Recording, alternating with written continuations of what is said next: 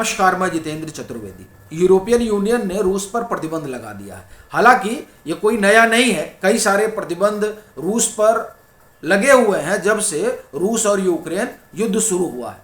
तब सबसे बड़ी बात तो यही है कि ये जो प्रतिबंध लगा इसमें नया क्या है और इसकी इतनी चर्चा क्यों हो रही है, इस पर बात करेंगे। साथ ही साथ ये जो सैंक्शन रूस पर लगा है, इसका जो इनके रूस के मित्र देश हैं जो इनसे आयात वगैरह कर रहे हैं, उनके ऊपर क्या प्रभाव पड़ेगा, इसकी भी बात करेंगे। साथ ही साथ ये जो यूरोपियन यूनियन ने ये नया सैंक्शन लगाया है रूस पर, उसे लेकर भारत ने बड़ी तीखी प्रतिक्रिया की है, तो उसके क्या मायने हैं इसको भी हम लोग समझेंगे। लेकिन शुरुआत टाइमिंग से करते हैं कि अचानक जो है ये प्रतिबंध क्यों लगाया गया। और इसलिए ये सवाल उठा रहा हूं क्योंकि ये जो नया प्रतिबंध है ये सीधे तौर पर रूस के राजस्व को चोट पहुंचाने वाला है, क्योंकि ये तेल से जुड़ा हुआ है। तेल को आप एक तरह से कहें कि तेल का परिवहन करने वाले फ्लीट से जुड़ा हुआ है।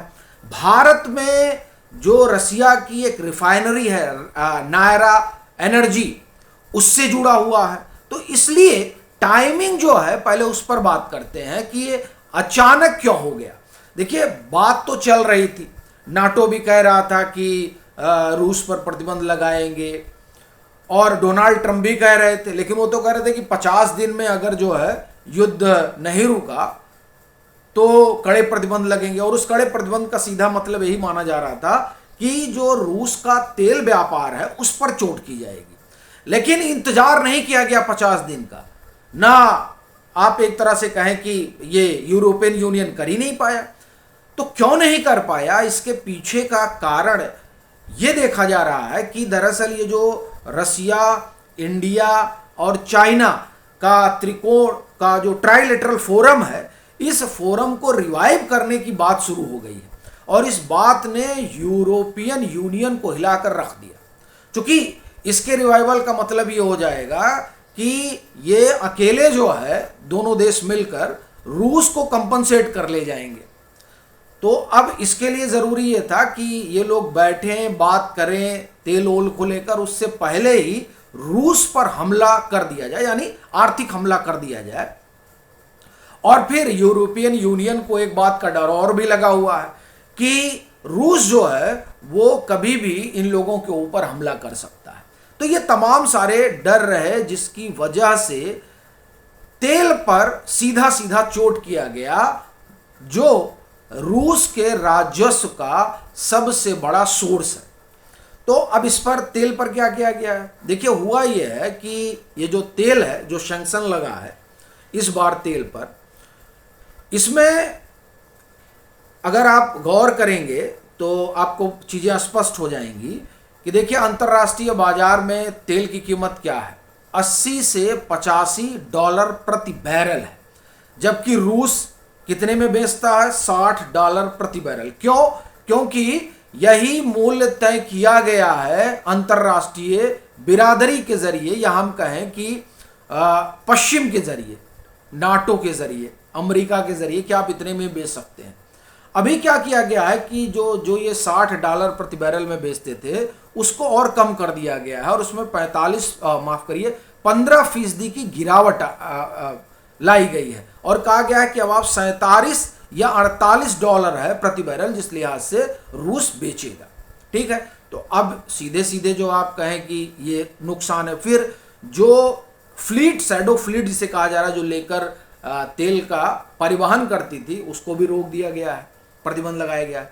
दूसरा, जो अंतरराष्ट्रीय भुगतान प्रणाली थी उसमें इनके 20 बैंकों पर प्रतिबंध लगाया गया है। तो इस तरीके से आप देखिए तो रूस के ऊपर शिकंजा कसा गया है।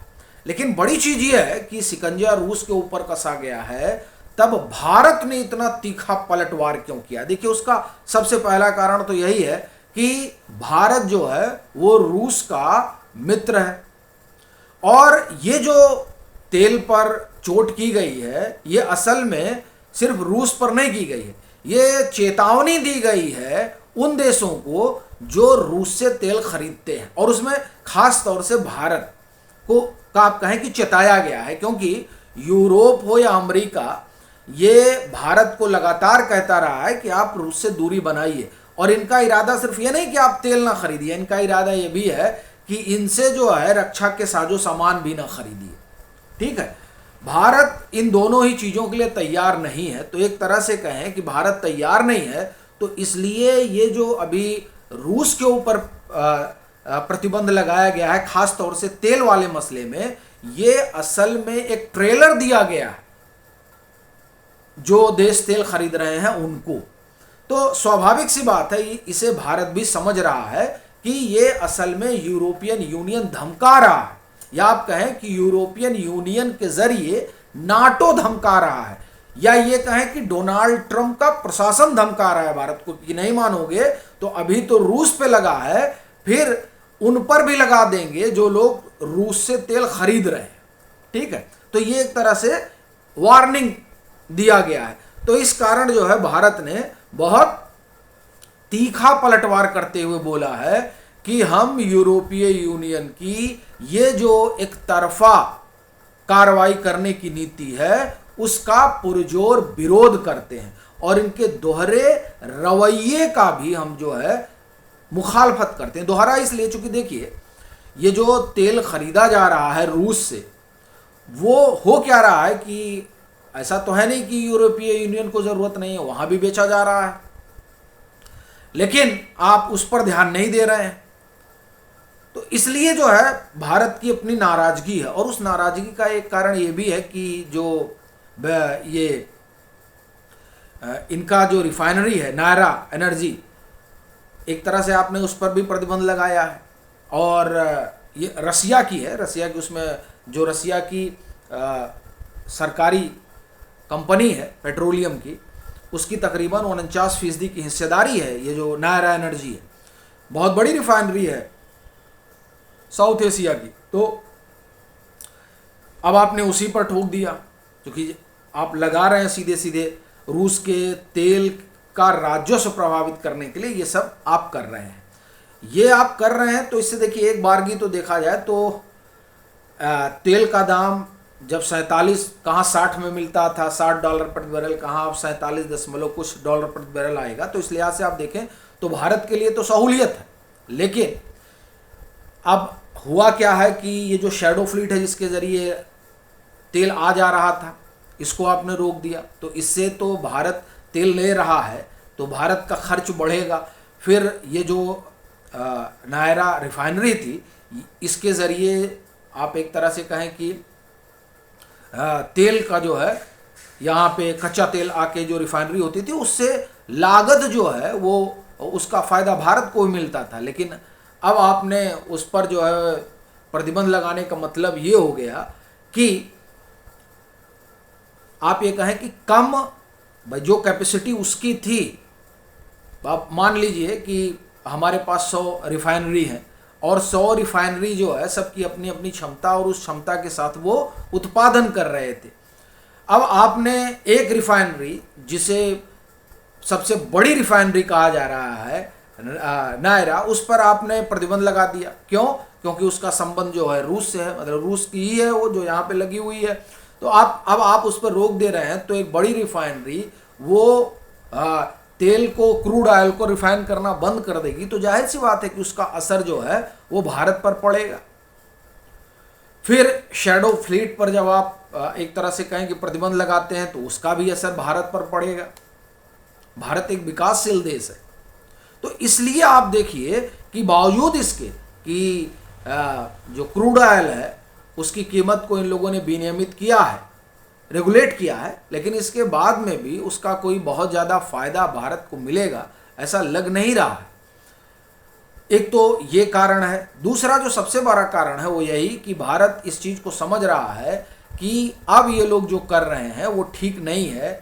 चूँकि अभी आप तेल पर, रूस के तेल पर प्रतिबंध लगा रहे हैं, बाद के दिनों में रूस से तेल खरीदने वालों पर आप ये कार्रवाई कर सकते हैं। यही कारण है कि भारत ने दो टूक यूरोपीय यूनियन को सुनाया है। रूस ने भी प्रतिक्रिया दी है। रूस ने कहा है कि ये जो प्रतिबंध है ये अवैध है। जाहिर सी बात है कि इस तरह का मनमाना काम तो आप एक तरह से कहें कि पश्चिम करता ही है। ये किसी की भी मदद करें और किसी के भी साथ खड़े रहें तो हर्ज नहीं है, लेकिन ये जिसके खिलाफ खड़े हैं, यानी पश्चिम जिसके खिलाफ खड़ा है, यूरोप जिसके खिलाफ खड़ा है, अमेरिका जिसके खिलाफ खड़ा है, अगर आप उसके साथ खड़े हैं तो साहब आप जो है इनके दुश्मन हो गए।